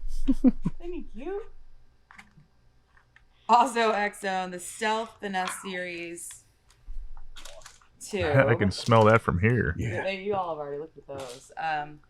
Look at that thing. Scented. Okay. Look at that tiny. Yeah. Look at that color too. I love it. Oh yeah. Because I'm always on the hunt for a good tube. Yeah, but I'm inundated tubes right now. But she's a tube master. That would be like dark melon purple. He smells so that would be bad. good. That would be a good size with You Rogers. smell Yeah. Why not? Yep. Catfish maybe. Jig hook, tube hook. Is that a new thing? I don't know if they're stealth, but they're paddle tails with the paddles upside down, so you can drag them. Oh, those are the. I have those. The Invader. Yeah, the Invader. I've had the Invader. I love those things. I've had the Invader. We've had that for a while. These are weird, like. I know. I thought those were good. I like the little tubes. Because you never know what colors. But I really like this color because it's that purple and gold, which I'm told is good, right? All right. Last thing. 2 things. So, Bro. Again, anytime anybody wins, everybody seems to want it, so I buy it. Yeah. And I can never remember anything. Spro, the Skip Gap shaky head, right? Texas rig looks like. Yeah, No, it's not. It's a shaky head. Now, what they used for this was actually a Zoom fluke stick, which in natural color, which is basically this thing. It's a You like those? A stick I with think. the tail, Yeah. a little whatchamacallits, right? So that's what he was using, right? Isn't that cool? You see that? Yeah, it's a football head. Shaky. I don't know. Got them in because, like I said, they win. People seem to ask for things. And then Last thing that is hot right now is core tackle. Jared was doing research, so he can tell you about these things. You've got the scamper rig, the shimmy rig, and the strut head. One of those heads Jake Harshman's talked about on the show before for flukes. Really? Which one? Probably the scamper. Yeah, I don't. The strut is going to give you a kind of a side-to-side action. Yeah. Each one's going to give you. Reminds me of the owner range roller, or that queen tackle one. Yeah, that one is going to be the way it's weighted. It's going to give you a side-to-side. Big Mike said it's shaped like a heart. Yeah. I was thinking it was shaped like something else, but I'm not going to say. Excellent for life. I can't see things. It's like every time I look at the Which one's this? Ned bugs. It's yeah, right. This is the shimmy rig. So shimmy, the weight is on the bottom, and like a fluke style on that is going to fall kind of horizontal down through the water column because of where the weight is positioned. Yeah, so that's the shimmy rig, and then I've heard these are legit. Like I had a guy come back in and keep buying them, so he wouldn't run out. And then the last thing is the core scamper rig. I didn't get any 2/0 size because he was out, but I got all the other sizes. Now this on a fluke, they're saying is going to give a real wide hunting right to left kind of on a fluke. Yep, and the weight's buried. Yep. You got some experience with that, Tom? Sadly, I do not. I okay. Just to listen to really cool people. That's right. That's my life, Tom. Yeah. And so we're basically related. Yeah. Basically, this will be easier for you guys to hear me now. So basically, yeah, you just straight thread it on there, and just pull it back through the water. Something that's it seems like a very much Susquehanna technique. It probably works on the Potomac and Shenandoah too, where you just straight rig a fluke. I got to get back into that. I feel like this is an issue too. If you want to get really philosophical with it, you have two hands and you can only have one rod. That's right. Yeah. So you have to pick a bait, and then it's like, well, and things go in cycles too. So it's so hard to know like where do you start and dial in. And real quick too, like everybody can go to Tackle Warehouse. We shop at Tackle Warehouse. We're not anti-Tackle Warehouse, but if you see stuff on here and you go on the online store, Jake's Bait and Tackle, and you don't see it on there, reach out to us. Jennifer will put that on there for you. We'll ship it to you. We don't even have to put it on there. We can just ship it to you and you keep it a secret. So however you want to do it. So and they are the one-stop shop. And if Jake's doesn't have it, you don't need it. Yeah. And I tell you, and I'm gonna throw it in right now because I think this is a good time with Thomas. Like this podcast and the online store, like this, like partnering with Fishing the DMV is a wise thing to do. Like Jenny has shipped orders all over the country, and they only can do that because they see this on Fishing the DMV. And so if you're out there in your business and you're looking to expand your business, I would highly recommend you get with Thomas, and all of your airtime, like you can throw on there their company name, whatever company that is, and give them a shout out. And I can promise you people are watching. Oh yeah. We see that when we put the Helgermite on there, and your lovely bride Carly too, helping us out with the shorts. But when it hits and when somebody walks through the door and says, "Hey, where are your Helgermites?" or "Where is this?" and it's like, "Well, how do you know about that?" Well, we just saw it online. So, but anyway, back to Fishing the DMV. If you have a bait sponsor, even if it's 1 month, right, Tom? Yeah, I mean, guys, yeah. So I'm new to this. I've been kind of avoiding sponsors like the plague for the most part because I just don't I like to keep my life simple. One dog, one woman, one sponsor makes life easy. But I do have two. Damn it! You see, I already messed that up too. I need to go to bed. But anyway, I'm opening up for sponsors. If you guys want to see, there's a big video there. I got laid off abruptly. So right now, if it wasn't for Patreon and Jake's, we couldn't pay our mortgage right now. So we're opening up a new Patreon spot tomorrow, which will be because people on Patreon said they're willing to pay a little bit more. So there will be an extra spot if you want to opt into that. And we're looking for about 4 or 5 sponsors too. If you want to kind of get in on this bad boy here, just so I can kind of pick my next day job a little bit more effective, and I don't have to like commute 3 hours to Washington D.C., places like that, so we can keep this going. Yeah, and we want to keep Thomas from panhandling over here at Rutherford's Crossing. Yes, so. I'd be terrible at that. I cannot wear drag. It would not look good at all on me. We do have, let's see, wait. I guess we're gonna go in order like this. If I would have one bait, it would be a Nico Rig trick worm. Color is a mystery. Yeah, color, I don't know. color versus size versus profile. That's an interesting one. We got this Trevor guy here. Trevor Jenkins crushed the smallmouth Memorial Day weekend on a 2.8-inch Kitech in Pro Blue Red Pearl paired with a Dirty Jigs guppy head. Guppy head is a little weird to me. I'm not against it. I just want a head where I don't have to rob Home Depot of all the super glue. And the amount of super glue I've used lately, it's the same thing with Dirty Jigs, swim jigs. It's just that keeper, I just feel like it just will rip very quickly. It's important. That. So really hard to find a keeper that I actually really like. Let's see. It seems stout. I still throw it. I mean, because I'm. Did Jared just say what is it? Well, no, but what I mean by it, like, here's the problem too. It depends on the plastic. Like what you Plastics showed earlier, too. the plastic. It depends on how dense the plastic is. Not all. They're not all created equal. No. So depending on what you like to throw, they're not all created equal. I mean, no. And sometimes it's experimentation, but based on what you want to throw. Yeah. Bent rod. Let's see. And then we got Joshua Gray talking to Smalley Chaser's channel. Bent rods got some great stuff. Can also grab the unrigged. Yeah. I have no idea, or I can't read. Well, he's also getting ready. If you come to the show, I think he's going to roll it out. Then he's got a couple new baits that he's rolled out, but the rig that those have used the rig, like it works. He has downsized that as well, and so I'm pretty excited about it because Daniel's done a great job with his product, and it catches fish. So come out to the flea market and you'll see that hopefully firsthand. All right, guys, and you know what? We're gonna do this call in.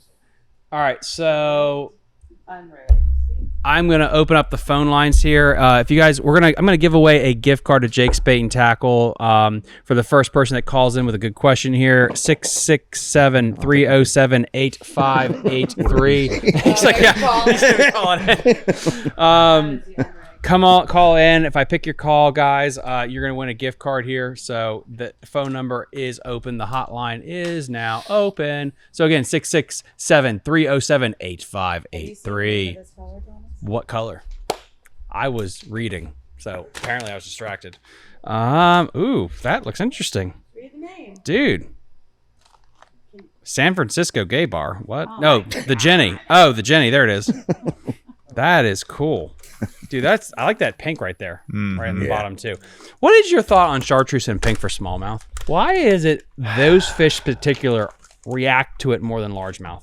I mean, as when I throw pink, a lot of times, like I know some people that will throw. I mean, it's almost every day that they're out fishing, they're going to throw pink. But I have found that pink really shines in dirty or stained water when it's sunny out. Makes good sense. If you see that pink, if you drop a pink fluke down into the water on a sunny day with the water stained or dirty, it's almost like it has an aura around it, and it just really shines. Chartreuse, I mean, the reasoning behind those things, why they catch fish, other than the fact that it's something that the fish go, what is that? And can create that, reactionary bite. I mean, there's nothing in the water that is pink or green. But those colors, the deeper you go, they change. There's a really good video out there where somebody takes a bunch of colors and they drop it down with a camera, and the deeper that it goes, how much those colors change. And some of those colors just end up turning into, they all look the same.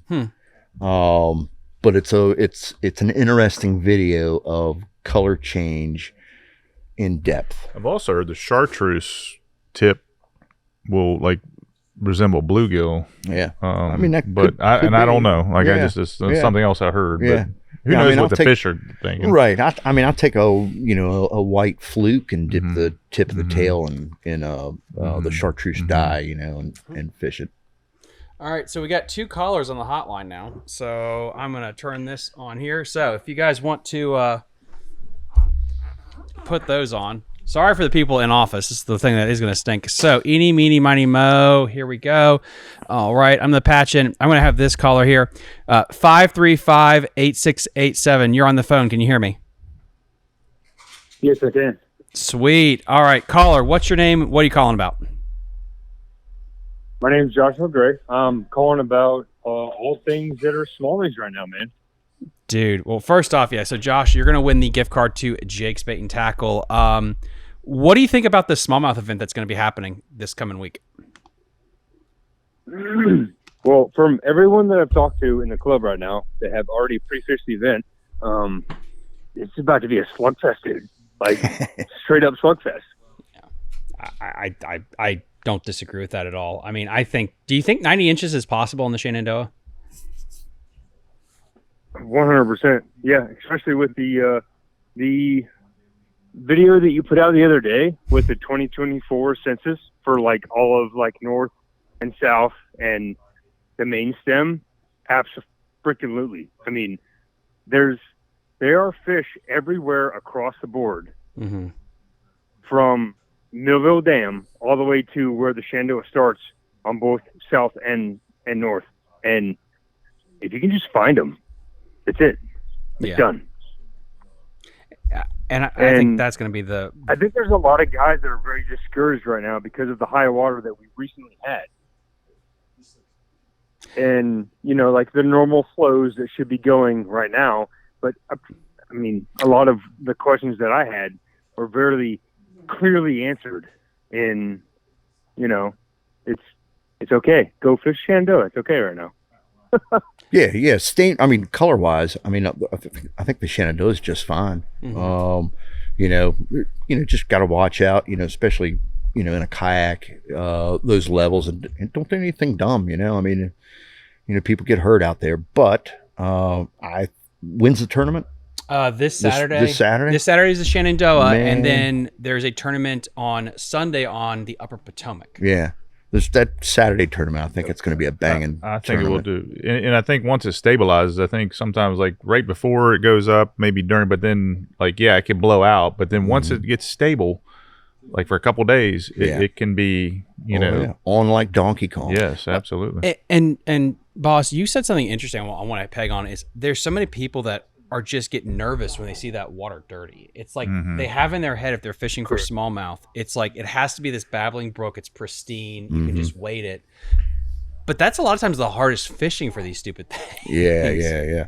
I've wrestled with it in the springtime with folks. They, you know, it's raining or something like that. You know, and it's just like, man, it's go time. You can't be a fair weather fisherman. You know, if you're going to be a fair weather fisherman, you're not going to learn much as far as fishing. You've got to learn to fish when it's raining, cold, windy, all that stuff. And those days sometimes can really shine, and you can really come out on top with your personal best, you know, smallmouth, or just a great day in general. And Thomas, you referred to something earlier, lateral lines, and I know this applies to all river, lakes, and everything, but that is, I mean, these fish are eating through the night too. It could be, you know, pitch dark, not a full moon, that type of thing. And those crayfish are still scurrying around on the bottom, and those, you can drag a jig and those fish are still going to key in and eat that, because that's what they got to do. That's their life. For us, we can't see it. We don't, you know, it's too fast, whatever, but to those fish, that's their environment. And I think we put more stock in it than the fish do. So to your point, you know, get out and fish. Yeah. If you've got a moment, you know, if you've got a minute, you know, do it, you know, just get out there. Josh, thank you so much, boss, man. I really appreciate it. Yes, sir. Thank you very much. And then guys, because we had like 3 more callers that just popped up on the board, I wanted to get them in there, so please call back in. The number and then guys, huge shout out to good old Josh there. He just won a gift card to Jake's Bait and Tackle.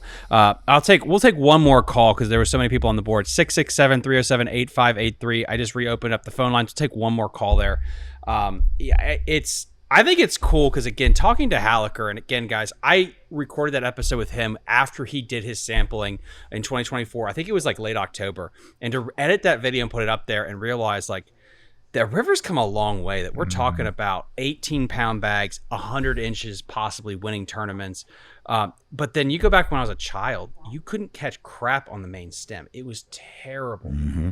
And now we're saying like this river is probably the best it's been in 5 years, 10 years? And quick question, what years are you? I'm curious because when you say you were a child. So basically, I'm going to say to date myself, in 2021, I was 12 years old. So, and I moved out to this area, I think, in 2004. Okay. So I was like 13, 14 years old. Because you can attest to the 90s, like the late 90s, the 90s, it seemed to be like numbers and size. Like, and so then they went through a fish kill. And I asked that because it does cycle, like you guys were talking about earlier. But I can remember, it was on fire. But then it died. It was almost like the Dead River and the Dead Sea. And then, it's kind of, and then, so you're seeing it too. Generationally, it's interesting to see the difference, but it's definitely coming back to your point. It's definitely rebounding. Yeah. Do you think it'll ever be possible to see, the New River or Susquehanna size on the Shenandoah River ever when it comes to 4-pounders and 5-pounders? Or you think it's just specifically to those bodies of water? Let me try that again. Yes. Okay, guys. Sorry, I had a Joe Biden moment there. So, do you think we will ever see like 20-pound bags, like a best fish 5 of 20-pound bags on the Shenandoah River? Yes. Yes. Okay. I've had days on the Shenandoah that would have been. Really? Yeah. Wow. That's insane. That's crazy. Yep. Is the Shenandoah slept on? And guys, I'll get your questions there. And again, guys, we'll take one more phone call, 667-307-8583. Do you think the Shenandoah River is going to turn out this weekend? Do you think the Upper Potomac will?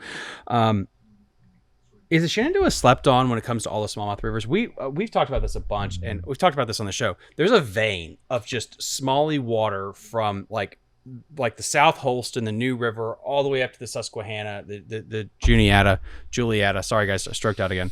But I feel like with all these rivers, I feel like the Shenandoah doesn't get the props it deserves compared to the other ones. I mean, I think it's getting more popular as it goes. I mean, we had that the COVID years, where like you couldn't go to Walmart and buy anything. They either had 4-pound test or 40-pound test. Because everybody and their brother. So you would think that maybe that's kind of slacked off a little bit. I don't know, man. Each year I'm out there, it just seems like there's more and more people, so it's definitely getting a name to it, as far as, the popularity and stuff like that. And, just a lot more people, out on the waters. I mean, that was one of the things with during COVID years, that I would have thought that, there would have been just a surplus of kayaks and things like that people had purchased at that time of the year, or, at that time, that, now that COVID's over and they can do other things they just wouldn't do. But, there's just getting the fishing, to your point, fishing success will drive that too. Because I remember following the fish kills. It was when you went out and you knew you weren't going to catch the numbers. You weren't going to catch the size. You weren't seeing the fish, swim away. So it's kind of like, so you didn't go. There was times you didn't go, but then you start hearing, or you go, but you start catching, you start hearing, and then it's especially now with social media, it is going to pick up because nobody wants to go out and not catch fish, right? And so, but as that increases, as you hear people, or you yourself are going out and experiencing good days, you're going to keep going back as long as you continue to have success. I completely agree with that. Have you gotten into the glide bait mag draft bite at all? Is that something? Because I've been wondering this, like.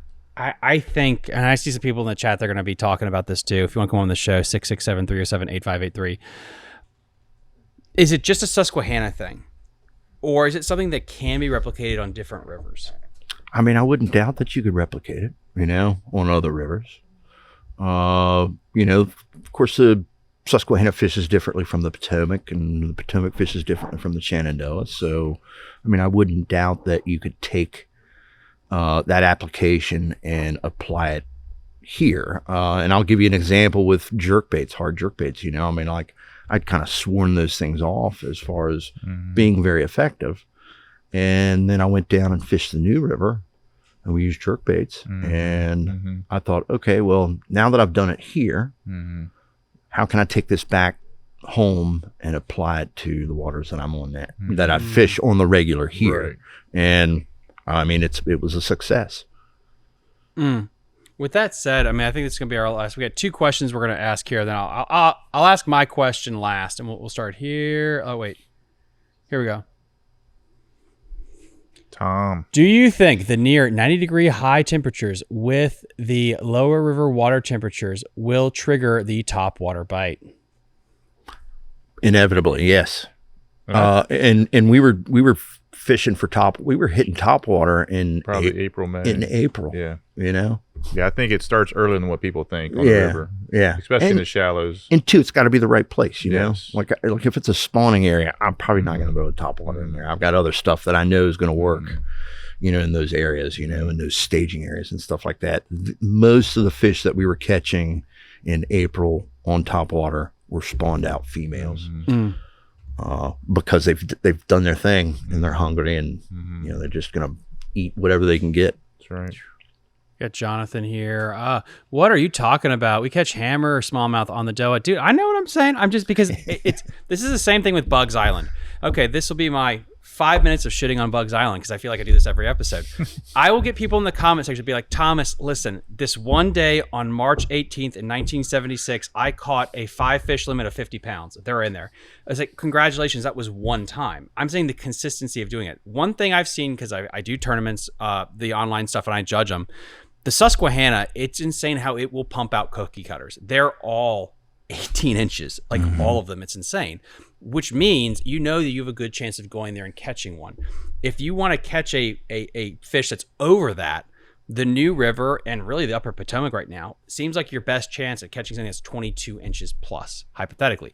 So when I say about big smallmouth, how consistent is that to catch those ginormous smallmouth? I think we're in the right direction. I just didn't know if, like, are we there yet where you're going to catch a dinosaur? Well, I think Jonathan, back to your other point, he's a good one for the big glide baits and swim baits. Yeah. He's throwing big baits, big lures, and he's getting it done. And a lot of times from the bank. I mean, like you said, I got a lot of respect for Jonathan. And not just he's not just throwing them, he's making them. Yes, 100%. Making them, painting them like from scratch. Yes, and, from beginning to end. Jonathan, call in if you want to. 667-307-8583 if you want to do that. I got my last question, and you got to call in before this question gets finished. Real quick, let me to Tom Sorrell's this one question. Yeah.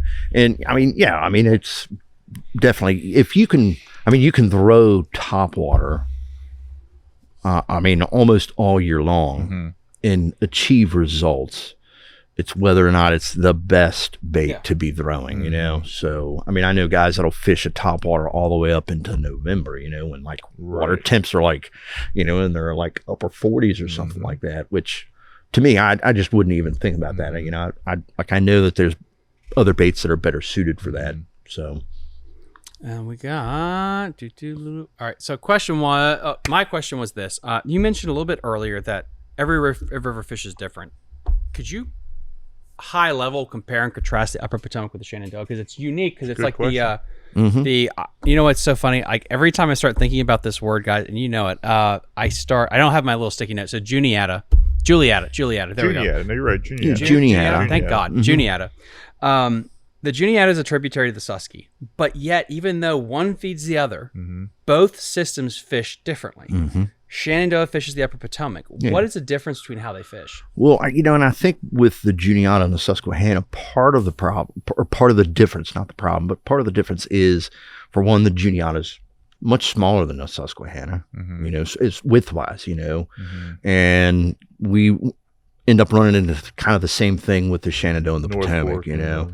Yes, or the North Fork and the South Fork, you know. Because both the North Fork and the South Fork, if you float those, they don't look a ton like each other. Really? Yeah. The North Fork's got a lot of more ledge. To me, it's more solid rock ledge, whereas the South Fork's got a little bit more. Don't get me wrong; they both have ledges in them, but I find that there's more cobble and stuff like that to the South Fork than what we have in the North Fork. Which one did you almost drown in? South. Mainstone. Oh, wow. Okay. Curveball. Oh, gotcha. Interesting curveball there. Huh. So it was a big difference, you think, in your years, how the Upper Potomac fishes compared to the Shenandoah. Is there a big difference? I mean, they both fish similar. And I like it, don't get me wrong, I don't go from the Shenandoah and I'm throwing one thing specifically the Shenandoah to the Potomac and throwing something differently. Because really the Shenandoah is very different from the Potomac. The Potomac, at least what I fish, was a lot of solid rock bottom. There's not a lot of cobble, to it.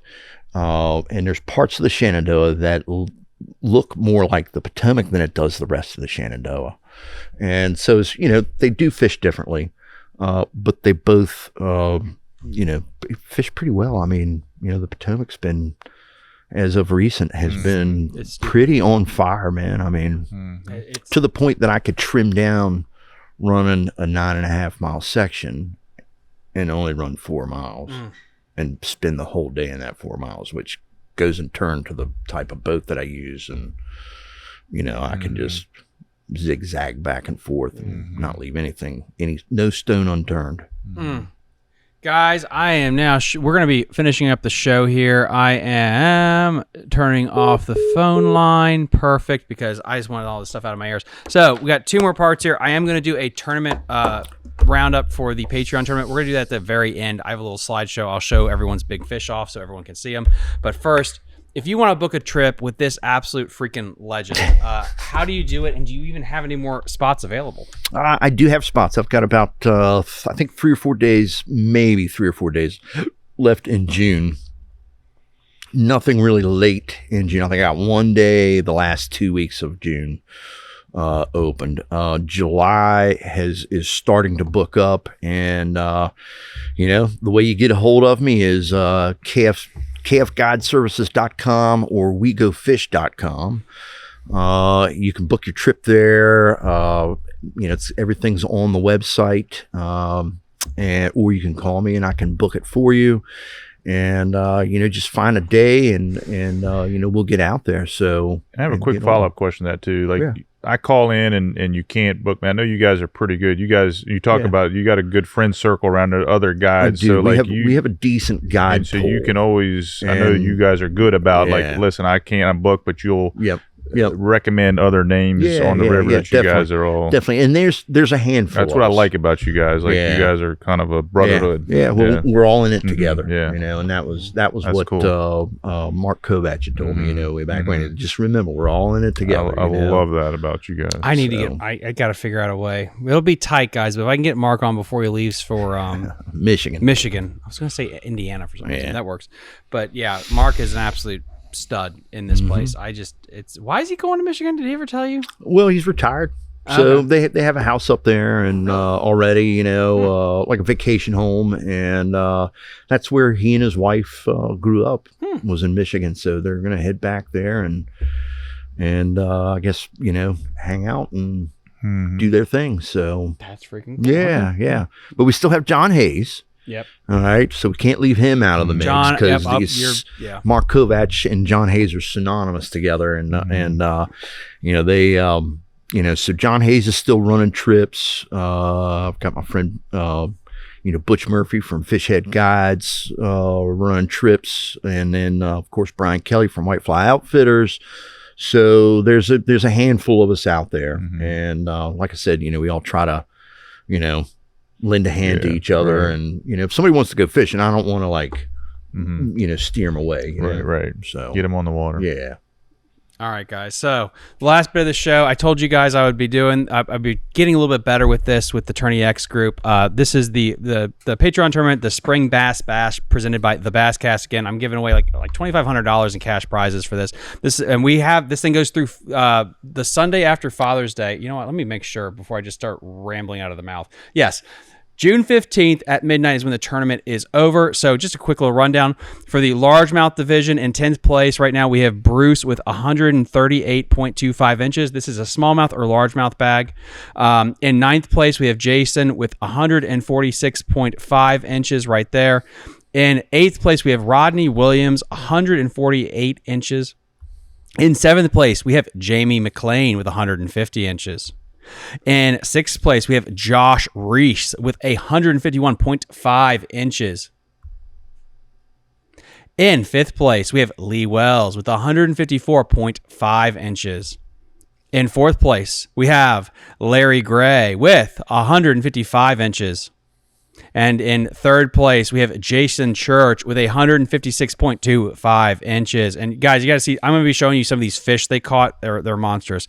In 2nd place, we have Pete Whitetaker, I think that's right, 159.25 inches. God did not give me a gift to read, apparently. In 1st place, in the largemouth / mixed bag division, we have Stephen Beck with 173.25 inches. Again, guys, this is for your best 8 fish. We're going to move over to the smallmouth division, and then we'll go into the big fish awards with the images there. In 10th place, we have Jose with 134.25 inches. In 9th place, we have Dave Thompson, that's an easy name, with 136.75 inches. In 8th place, we have Tyler Simmons with 139.5 inches. In 7th place, we have Rodney Williams with 148 inches. And then in 6th place, we have David Colette up on the Susquehanna with 151.25 inches. In 5th place, Jenny, what happened? Did I miss it? Yep. There. Oh, sorry. I hit something with my thumb. I am so sorry. There we go. So, Jenny, help me. There we go. Jared Colare. Might be, yeah. Jared Colare with 153.25 inches. In 4th place, we have Aaron Ball with 153.50 inches. In 3rd place, we have Cliff Bennett with 154 inches. In 2nd place, we have Douglas with 155.25 inches. And then, of course, we got Jake Houseman with 161.25 inches. Now, this is the fun part. We all want the Big Fish Awards. The first one here. This is one Stephen caught. It is 24.25 inches. This thing looks like a goddamn whale. My God, that thing is massive. The next biggest fish we had is 23.25 inches from Bruce the Monster. Dude, it doesn't look real. When it's so big that its gut just dumps off the board, it's insane. We got Jason Church with a 22.50. I don't know why I said water whale because all whales are in the water, but oh well. Absolutely, that thing looks like it's probably 8 pounds. It does with one eye. And now we got Larry Gray with this largemouth here, 22.25 inches. Good God, man. And now we got one more. We got Joshua Reese with a 22.25 inch largemouth. And then here we go, the smallmouth awards. And so if you guys know, for the smallmouth, because the rivers are unique to the region, I have the biggest smallmouth caught in Pennsylvania waters, the biggest in Maryland, and then the biggest in Virginia. Okay, so first up here, the biggest one in Maryland is Cliff Bennett, the Hammer. This was from the Upper Potomac. This is 21.25 inches. Massive fish there, dude. This thing's insane. Next up, we have Jake Houseman with a 20.50 inch smallmouth. And then we got Rodney Williams. This one was on the Shenandoah River. It's 19.75 inches. I am shocked so far. I think there's over 500 fish that have been recorded for this event. Nothing over 20 inches yet on the Shenandoah yet, which is interesting. We have one new river fish, but I know a lot of the new river fish people aren't fishing right now, so no 20-inch fish from there. So I'm shocked about that. I was really hoping we would have a Virginia smallmouth over 20 inches, but right now, Cliff's 21.25 inch. That thing's over 11 years old. That thing's a old fish, man. That thing is really old.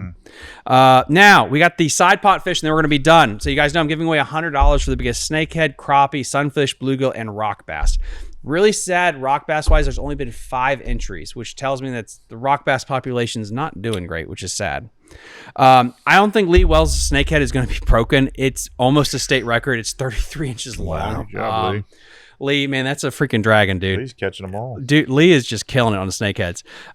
We got the next side pot fish here, which is the sunfish by Rodney Williams. Again, this thing was another Shenandoah, 8.5 inches long. That thing is massive. That thing is massive. And then the biggest rock bass is still held up by this stud, which is Tyler Simmons, which is 11 inches. So far, that's the biggest rock bass. I'm shocked that no one has caught a bigger rock bass. And then crappie. The thing with the crappie is, Jamie caught, I think it was like an 18-inch crappie, but he didn't have the board and everything with him, the identifier. So in theory, it doesn't count, but it quite literally is the biggest crappie in the tournament. So Gary's crappie still stands as the biggest. If that gets broken, I'll let you guys know. But that's kind of the sit rep there with the tournament. It's going extremely well. We still got some weeks left, and I'll update it again. And I'll do a little powwow live stream probably tomorrow night to go through this to make sure I didn't get anything wrong, but message me. Dude, some big smallmouth are caught. And the coolest thing about doing this tournament, and you look at photos, is how the colors of the smallmouth are different compared to the Susky, the Shenandoah, Upper Potomac, New. It's crazy. Like largemouth generically seem like they're the same color, but smallmouth have completely radical color changes and patterns depending on where you catch them time of year. I just find that really, really, really cool. So with that said, guys, please link in the episode description everything that we talked about, including all the information for Travis. Go sign up with him while he's still got some spots left. And I'll probably see most of you guys this weekend, either for the Shenandoah River event, or I'll see you guys at the Upper Potomac event, or I'll see you on the water. And we'll see you guys next time on Fishing the DMV. You're listening to Fishing the DMV with your host, Thomas Ahrens.